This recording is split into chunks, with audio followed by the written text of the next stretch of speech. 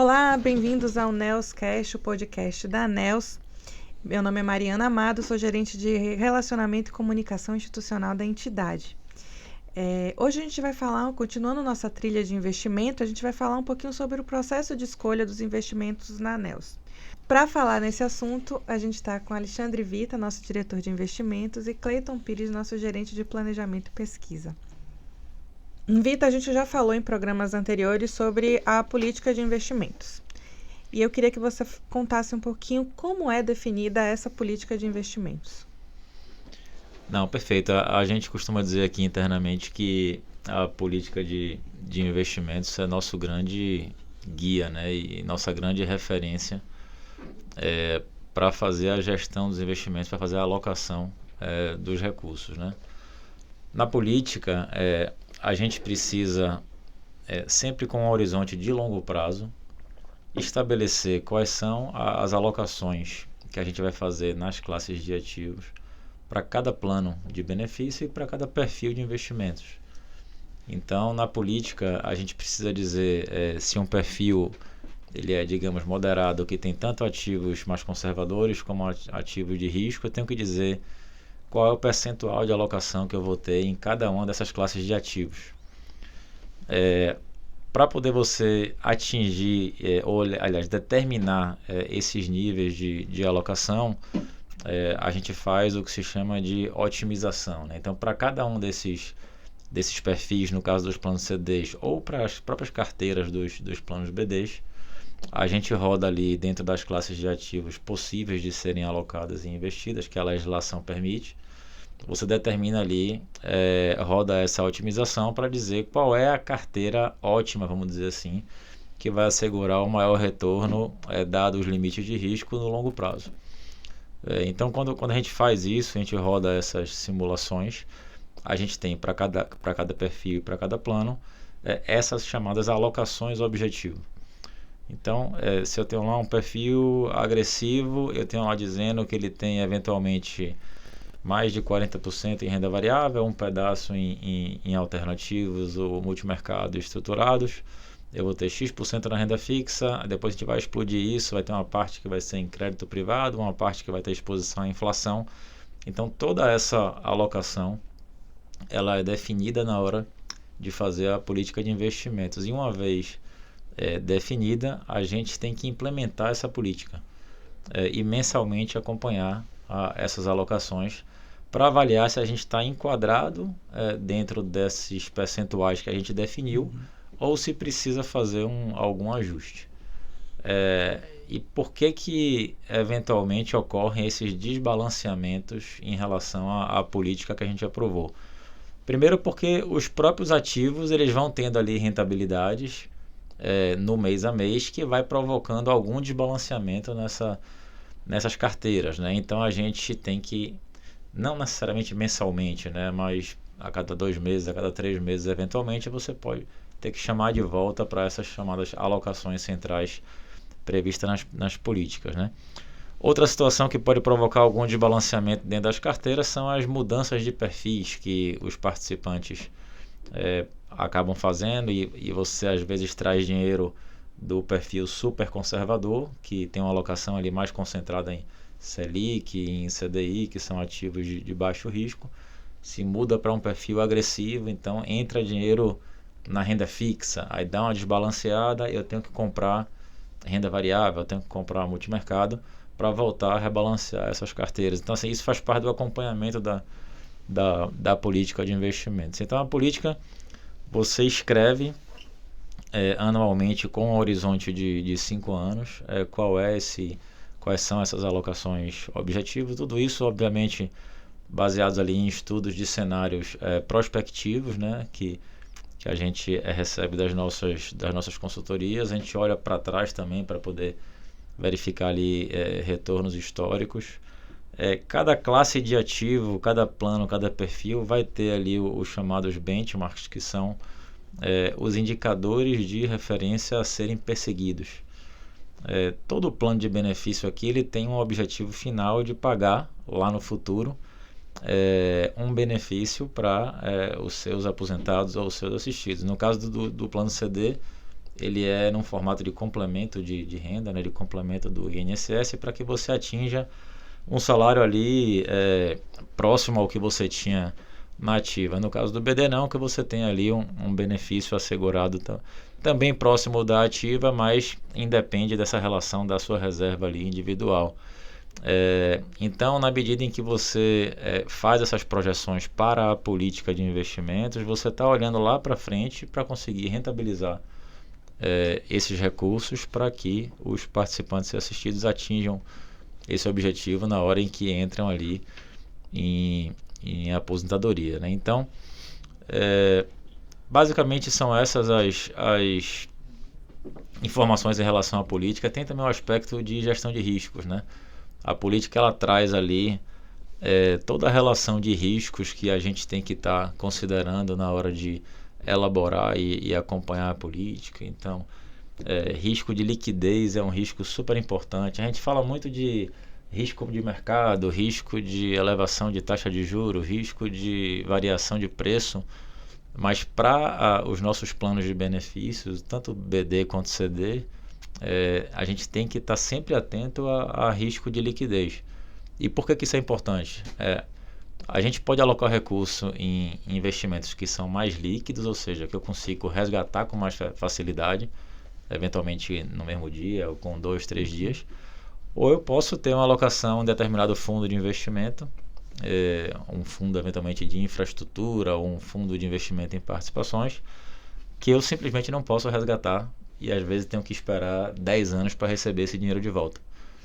E aí, na hora que você tem essas diferentes possibilidades de acesso ao dinheiro que você investiu, ou seja, tem liquidez diferente, esse planejamento tem que ser considerado na hora de fazer a política de investimentos também, para poder a gente não acabar alocando recursos em ativos pouco líquidos e de repente eu preciso do dinheiro e não tenho ele rápido. Então, tudo isso é contemplado na política e eu diria assim que é a principal referência que a gente tem para fazer a alocação dos recursos. A gente está sempre perseguindo a política, é um documento que ele é discutido na gerência de planejamento e pesquisa de Clayton, a gente discute com a equipe internamente, discute na diretoria, no comitê de investimentos e aprova no conselho deliberativo anualmente, com a visão sempre de 5 anos no mínimo de detalhamento.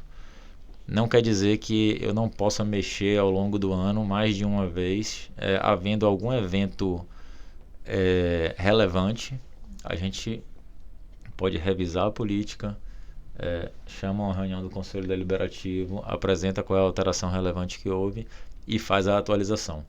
Mas são eventos que podem ocorrer. Eu ia perguntar o que são eventos relevantes, só para você dar um exemplo assim para a gente. Se, por exemplo, no ambiente da pandemia, acho que nem ocorreu, mas se você tiver alguma guerra ou alguma coisa muito relevante em que os cenários que você utilizou se alteraram de forma relevante e que hoje, se você rodasse essas alocações novas, seria completamente diferente. Então, é importante que a gente reveja essas alocações, até para que essa relação risco-retorno não fique desbalanceada. Então, se eu determinei lá num portfólio, eu tenho uma exposição ativa de risco de um tamanho, e ficou muito arriscado hoje ter aquele tipo de exposição, faz sentido você revisar a política, porque senão a gente vai ter que fazer a mudança e vai ficar desenquadrado. Então, prontamente é importante ir lá e fazer essa revisão. São eventos raros, assim, a gente não costuma fazer isso, até porque a gente tem horizonte de longo prazo, alocação estrutural, como a gente gosta de dizer, e a gente faz a alocação e fica ali acompanhando mais o dia a dia dos gestores. Mas tem mais alguma coisa, Cleiton? Eu complementaria também com mudanças regulatórias. Sim. Então, até o exemplo da resolução do Conselho Monetário Nacional, que é ali a base para as fundações investirem e até construir a política de investimentos. Então, a gente teve a 3792, depois mudou para 4661, agora tem a 4994. Então, cada vez que foi mudando essa resolução, foram se criando ali mais controles, mais opções de investimento, outras formas também de avaliar os ativos. Então, eu adicionaria aí também a mudança de regulação, que faz com que a gente revise a política de investimento para enquadrar ela a nova resolução. E a gente tem mudança regulatória com bastante frequência. Então, assim, eventualmente pode ocorrer uma mudança que afete a política e eu tenho que ir lá fazer essa adequação. Vitor, você falou aí do Comitê de Investimento, né, e do Conselho Deliberativo, e aí eu queria entrar nesse tema agora, de qual o papel do Comitê de Investimento e da governança no processo de escolha dos investimentos que a entidade faz. O Comitê de Investimentos ele tem um papel bem importante para a gente, porque é um fórum em que a gente discute as propostas e além de acompanhar mensalmente ali a performance da carteira de investimentos, toda e qualquer nova alocação que a gente vai fazer ou movimento novo, ele tem que ser apresentado e discutido no Comitê de Investimentos. É importante destacar que no Comitê de Investimentos a gente tem um grupo ali, vamos dizer, multidisciplinar, que tem tanto participação da equipe de investimento da ANEELS, como tem representantes dos assistidos ali, dos aposentados, representantes também dos empregados, ou seja, você tem ali todos os participantes dos planos, além da equipe de gestão, representados ali dentro dos 10 membros do comitê. As reuniões ocorrem mensalmente e aí a gente leva ali temas para discussão, para deliberação ou para acompanhamento. Então, eu diria assim que são discussões muitas vezes ricas, até porque você tem os representantes, tem representante dos planos BDs ali, dos aposentados, que tem os incômodos deles e acabam fazendo mais questionamentos referente a esses planos. Então, tem representante dos participantes que está ali mais ligado ali aos planos CDs. Então, você tem sempre da parte deles ali a curiosidade em relação ao que é que a gente está fazendo diante de algumas situações novas que surgem. Em janeiro teve o problema lá com lojas americanas, então no comitê a gente teve que levar explicações, mostrar se a gente tinha exposição a lojas americanas, se tinha, o que é que a gente fez com essa exposição, se a gente vendeu, se manteve na carteira. Então assim, é um fórum que amplia as discussões internas, ajuda a enriquecer e a amadurecer o processo decisório para as alocações novas que a gente vai fazer e que tem que ir para conselho, por exemplo, e também tem um olhar ali para o acompanhamento mensal da carteira de investimentos, né? Então o comitê ele é um órgão bem importante e que é um filtro mais do que necessário para que o processo decisório fique mais robusto e chegue redondo lá para o Conselho Deliberativo.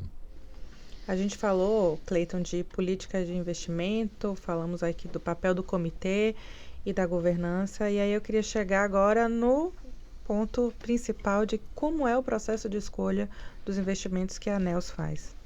Boa, Mari.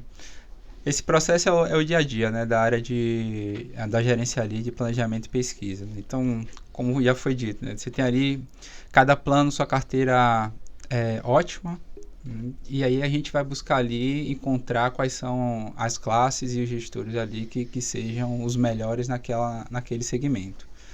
Então, a gente pega as orientações que tem na política de investimentos. A gente tem um manual interno aqui da ANEELS, um manual onde estão estabelecidos ali quais são os critérios para os gestores e os fundos entrarem na avaliação da ANEELS. Então, a gente tem desde critérios de patrimônio, quantidade de cotistas, algum tipo de classificação em ANBIMA, CVM. A gente também tem critérios que a gente chama de critérios quantitativos, que é em termos de rentabilidade, risco, volatilidade.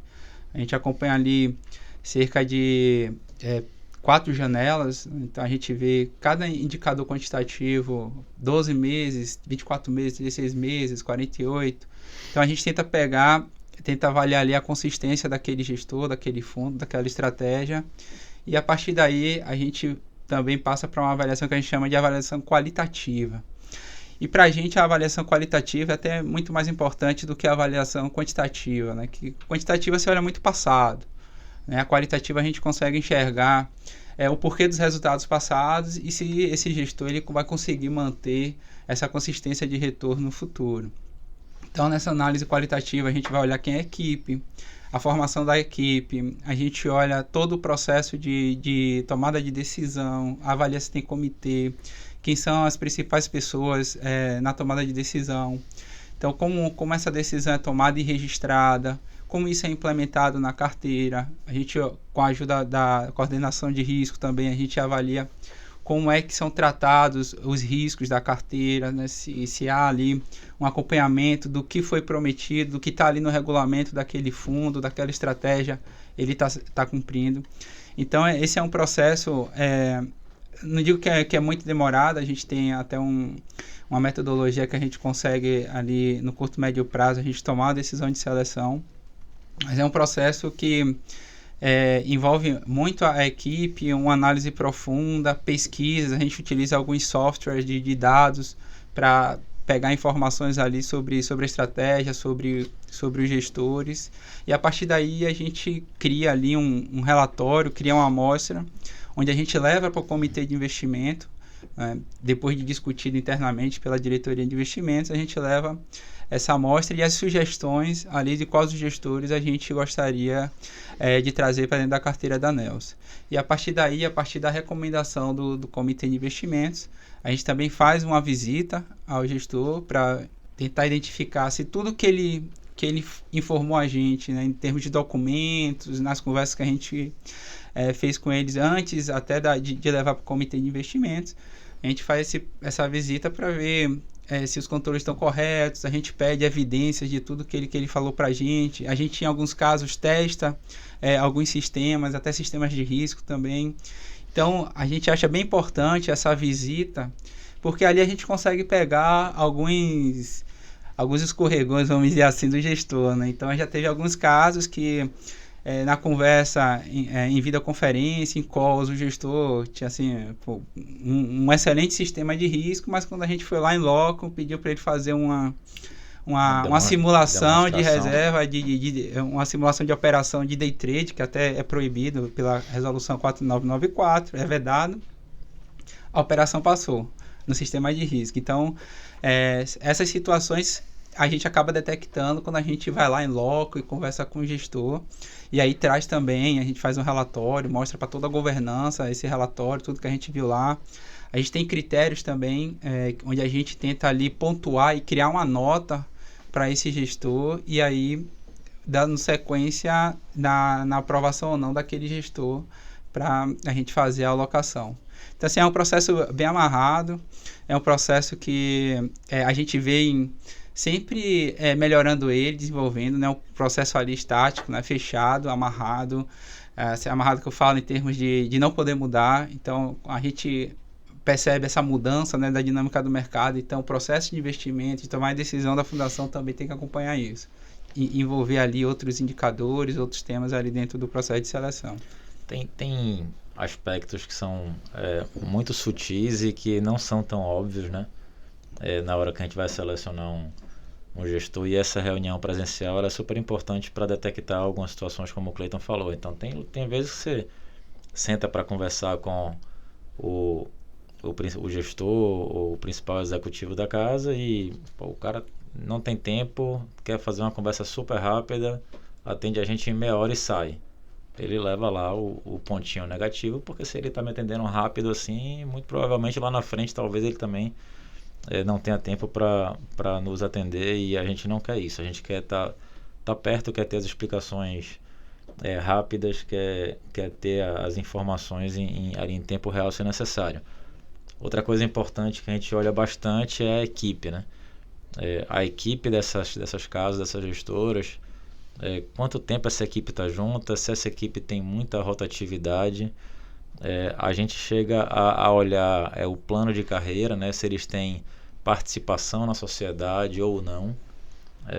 Tudo isso tem ali relação com a longevidade, vamos dizer assim, da gestora. A gente quer ter parceiros bons, mas quer ter parceiros de longo prazo, né? Intuitivamente a gente acha que para escolher gestor é só você pegar e olhar o histórico dele de rentabilidade. Mas você vai olhar o histórico em que janela, né? Em 1 ano, em 2, em 3, em 4 e 5. E até nesse sentido tem muita situação que pode enganar a gente. Então, um gestor está numa fase muito boa, tem 2 anos que só tem rentabilidade elevada. Isso naturalmente vai fazer com que o patrimônio dele cresça, porque muita gente vai começar a alocar nesse gestor. Assim, os processos de seleção vão indicar, de outras entidades e de outros investidores, vão indicar que se deve alocar naquele gestor ali. Então, o patrimônio que ele gere, que era de 1 bilhão, passou para 4 bilhões. E aí, no nosso filtro, a gente olha esse crescimento patrimonial e tenta avaliar se ele, o sucesso que ele teve ao gerir 1 bilhão, vai ser o mesmo sucesso que ele vai ter ao gerir 4 bilhões, assim, porque muda radicalmente a forma de gerir para alguns tipos para algumas classes de ativos. Então, assim, são sutilezas que são importantes no processo de seleção de gestores, e que a due diligence presencial que a gente faz ajuda a gente a colher esses dados. O que a gente implantou recentemente também, que é muito importante, a gente contrata ele tem que começar a entregar ali o mandato que a gente estabeleceu, no caso dos fundos exclusivos. O que a gente está fazendo agora é, todo ano, a gente repete a mesma visita que a gente fez para selecionar o gestor, a gente repete ela anualmente, em loco e presencial, para checar a aderência do que ele disse que fazia com o que ele está fazendo hoje, se a equipe teve muita rotatividade, que às vezes não sai o executivo principal, mas ali embaixo os analistas têm uma rotatividade alta e sutilmente isso vai impactando ali na forma de gestão dessas casas. Então a gente gosta de ir lá, gosta de olhar, de rever o processo de investimentos, de ver a equipe, de ver o processo de gestão de riscos, os controles. Isso é bem importante para que a gente estabeleça parcerias de longo prazo com essas casas, que é o desejo da gente, na verdade, né? Perfeito. É mais para a gente validar a tese, né? Perfeito. Quando a gente coloca um gestor na carteira, tem uma tese ali que a gente acredita. E aí a gente faz essa due diligence anual para ver se essa tese ainda ela vigora, né? Ela ainda está adequada ao que a gente quer. Se não tiver, aí a gente faz um novo processo de seleção e passa todo esse rito novamente. Quantos gestores a gente tem hoje na Nelson? Hoje, em termos de gestores, a gente deve ter em torno de uns 7 a 8 gestores. Tem outro aspecto importante que eu lembrei aqui em relação a gestores, né? É muito comum a gente pensar em gestores em grandes placas, né? Nos grandes bancos, assim, mas há muitos anos, né, você tem muitas gestoras independentes, são nomes que são pouco conhecidos de boa parte do nosso público aqui, né, dos participantes e assistidos, e às vezes eles se preocupam ao saber que a gente está alocando não está alocando recurso numa grande placa, numa grande bandeira, e está alocando numa casa que é um nome que ele nunca viu na vida. A gente tem bastante tranquilidade nisso, porque um fundo exclusivo é um fundo que nós somos o único cotista. Nós somos o verdadeiro dono do fundo ali, que além do gestor você tem um administrador ali que faz toda a verificação do que o gestor está fazendo, mas se por um acaso esse gestor não estiver atingindo os objetivos estabelecidos, ou escorregou ali em alguma métrica de risco ou controle que ele deveria fazer e não faz, é muito fácil a gente fazer uma nova seleção. A gente consegue fazer com alguma velocidade, tira aqui da tomada e pluga lá no novo gestor que foi selecionado. Então, assim, não traz risco, por exemplo, do gestor ir lá e sumir com o dinheiro. Assim, o recurso está no fundo, ele tem que movimentar, tem um administrador olhando se ele está ali eventualmente desenquadrado com algum aspecto do nosso mandato. Então, é uma estrutura de investimento que a gente tem bastante conforto. E a gente tem exemplos recentes, né, Vitor, de que um grande nome não necessariamente entrega os melhores melhores resultados, né? Enfim, o que a gente espera, né? E assim, a gente obviamente não fica ali fazendo grandes movimentos táticos, vamos dizer assim, na carteira, todo dia, mexendo para lá e para cá. A gente tem alocação estrutural e de longo prazo. Então a gente procura seguir a política, mas eventualmente a gente tem que tomar decisões juntamente com o gestor para fazer um movimento ou outro em função de alguma mudança ou situação de curto prazo que ocorreu. Então, por exemplo, a gente estava comentando aqui dessa crise de Americanas no início do ano. A gente tem um fundo de crédito privado que investe em empresas, investe compra debêntures de empresas que são títulos privados. Então, esses são investimentos que são mais arriscados do que os títulos públicos, até por isso eles pagam um pouquinho melhor e remuneram um pouco melhor. Então, as nossas distribuidoras, as nossas empresas do Grupo Neoenergia também emitem debêntures. Na nossa carteira tem debêntures das empresas do Grupo Neoenergia que os gestores compram porque gostam.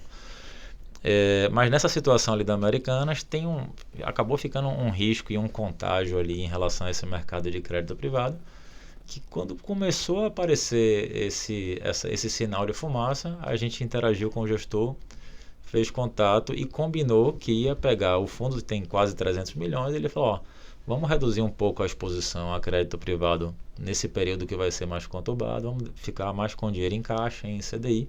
Depois que essa crise arrefecer, a gente volta a ter uma exposição maior. Então, assim, nesse momento, a gente teve que, nesse fundo específico, exclusivo de crédito privado, em parceria ali com o gestor, tomar uma decisão de reduzir risco, porque sabia que tomaria ali uma pancada no curto prazo, que afetaria a cota, e acho que a gente foi bem sucedido, assim, a gente conseguiu impactar pouco a cota nesse período mais crítico ali do mercado de crédito privado, e quando começou a voltar, a gente teve velocidade também para acelerar e recompor essas alocações.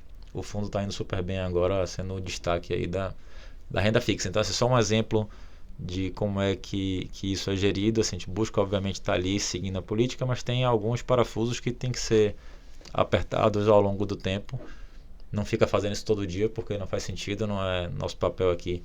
Por mais que a gente olhe e acompanhe o mercado diariamente, porque é preciso ter informação, mas a gente não fica comprando e vendendo papel aqui no dia a dia. A gente tem o horizonte de longo prazo e, eventualmente, numa situação mais crítica, a gente faz esses ajustes aí para mitigar risco, reduzir risco, ou para reenquadrar a política se tiver algum desbalanceamento. Eu acho que complementando também as próprias conversas mensais que a gente tem com gestores, né? Então, todo movimento que o gestor faz na carteira, nessas conversas mensais, ele diz o movimento, por que fez, qual foi a justificativa, o que é que ele acha que esse movimento, esse novo ativo ali dentro da carteira vai agregar em termos de retorno. Então, é um acompanhamento que a gente tem bem próximo ali dos gestores. Eu falo até com a equipe que a gente tem que pensar igual o gestor. A gente não tem que se colocar só no papel ali de um analista, vou estar acompanhando, vendo o relatório. Não, vamos pensar igual o gestor. Aconteceu isso, qual é o impacto disso na carteira e quais são as mudanças. E aí vamos discutir com esses gestores ali o que é possível fazer na carteira também. Então, assim, a gente acompanha os 18 fundos de investimento que estão na carteira ali, tendo reuniões com esses gestores mensalmente, mas também a gente fala com quase todos os gestores do mercado que estão aí, seja porque a gente está estudando alguma classe de ativo nova, a gente ainda não tem, a gente só tem um fundo, vamos dizer, um fundo imobiliário que tem mais características de renda fixa na carteira, mas a gente não tem uma alocação expressiva em fundos imobiliários, por exemplo. A gente está estudando, discutindo e tal, então a gente liga, faz contato com os especialistas desse tema para poder amadurecer aí o nosso entendimento do assunto. Em ativos e líquidos, eventualmente, a gente também faz a mesma coisa. Então, quase todo dia a gente está conversando com algum gestor que não está na nossa carteira de investimentos. E eu sempre digo a Cleiton, eles também nos procuram, a gente demanda esses gestores e muitas vezes eles nos procuram para fazer ou conference call ou reunião presencial. Aí eu falo com o Cléo, vamos receber todo mundo. Mesmo que seja um cara pequeno, que eventualmente a gente não vislumbre nenhuma possibilidade de negócio, vamos receber, vamos estar aberto. De repente surge ali naquela conversa alguma ideia que a gente não estava esperando. Então a gente fala com muita gente, a gente tem conversas com gestores que não estão na nossa carteira semanalmente, algumas. E é parte do nosso papel ter esse mapeamento, vamos dizer assim, de quem são os gestores novos, quem é que saiu, quem é que entrou, quem é que a gente gostaria eventualmente de alocar na nossa carteira e hoje ainda não está fazendo parte dos nossos fundos, para que a gente indique ali ao gestor. Então, essa dinâmica da área de investimentos, ela é bem interessante e importante também destacar. Agora, Vita e Cleiton, a gente abriu a nossa caixinha de perguntas no Instagram para que os nossos participantes e assistidos mandassem dúvidas. E aí eu vou abrir aqui uma dúvida para a gente tentar ajudar essa pessoa. Vamos lá.